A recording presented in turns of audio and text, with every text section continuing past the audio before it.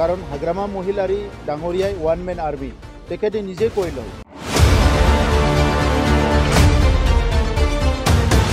মানুহ মাতি মাতি আনি নমিনেশ্যন দিয়াব লাগে আৰু 17টা বছৰ অনলি এণ্টাৰটেইনমেণ্ট কৰিয়ে পঠাই দিলে তেখেতে ইয়াৰ কাৰণে আজি বিটিআৰ অঞ্চলৰ ৰাইজৰ বিভিন্ন কাম হোৱা নাছিল হাগ্ৰামা মহিলাৰী ডাঙৰীয়াৰ যিটো মানসিকতা ইয়াৰ লগত কোনো মিলিব নোৱাৰিব যোনে সমাজৰ ভাল চিন্তা কৰে যোনে সমাজখনৰ কিবা এটা হোৱাটো বিচাৰে আৰু যিটো গণতান্ত্ৰিক যিটো বাতাবৰণ বা মূল্যবোধৰ ৰাজনীতি যিসকলে কৰিব বিচাৰে সেই সকলে বিপিএফত থাকিব নোৱাৰিব কাৰণ হাগ্ৰামা মহিলাৰী ডাঙৰীয়াই ওৱান মেন আৰ্মি তেখেতে নিজে কৈ লয় গতিকে আজি বিটিচি নিৰ্বাচন আহি আছে বেলেগ দলবিলাকে ৰাইজৰ লগত আলোচনা বিলোচনা আৰম্ভ কৰিছে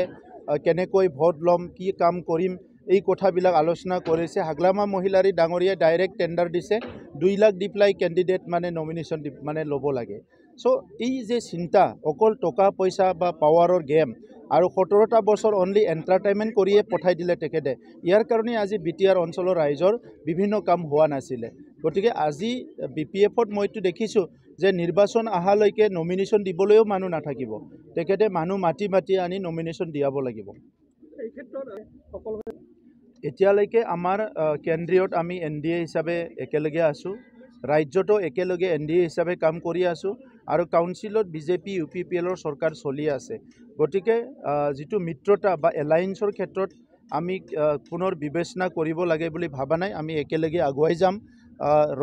নিৰ্বাচনী ৰণকৌশলৰ ওপৰত আলোচনা হ'ব ইয়াৰ কাৰণে সময় আছে কিন্তু আজি আমি ইউপিপিএল বিজেপি হিচাপে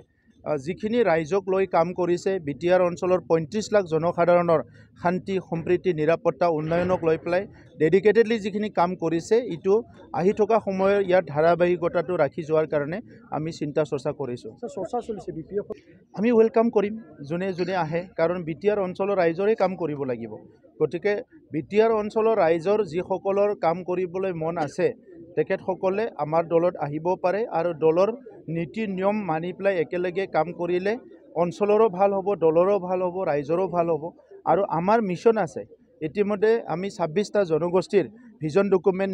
আমি ইতিমধ্যে পাব্লিছ কৰিলোঁ অহা মাৰ্চ মাহত আমাৰ চৰকাৰখনে আৰু অহা 25 বছৰত বিটিআৰ অঞ্চলৰ ৰাইজৰ কি কাম কৰিব লাগে ইয়াৰ কাৰণে আমি ভিজন ডকুমেণ্ট ৰিলিজ কৰিবলৈ গৈ আছোঁ আজি শিশুৰ পৰা লৈ পেলাই বৃদ্ধলৈকে সকলো শ্ৰেণীৰ ৰাইজৰ কাৰণে আমি আঁচনি বনাইছোঁ